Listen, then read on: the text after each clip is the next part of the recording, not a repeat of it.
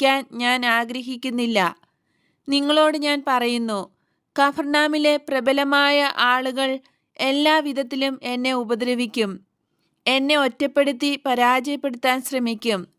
കുത്തുവാക്കുകൾ പറഞ്ഞ് എന്നെ ഭീഷണിപ്പെടുത്താനും അപവാദങ്ങൾ പറഞ്ഞു പരത്തി എന്നെ നിന്ദിക്കാനും അവർ ശ്രമിക്കും. മനുഷ്യന്റെ പൊതുവായ ശത്രു ആത്മാക്കളെ എന്നിൽ നിന്ന് അപഹരിച്ച് അവൻ്റെ സ്വന്തമാക്കാൻ എല്ലാ മാർഗങ്ങളും ഉപയോഗപ്പെടുത്തും. ഞാൻ നിങ്ങളോട് പറയുന്നു, സ്ഥിരമായി നിൽക്കുന്നവൻ രക്ഷ പ്രാപിക്കും.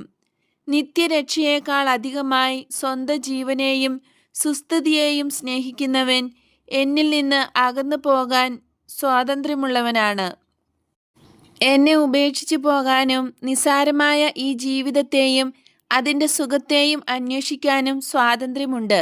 ഞാൻ ആരെയും പുറകോട്ട് പിടിച്ചു നിർത്തുകയില്ല. മനുഷ്യർ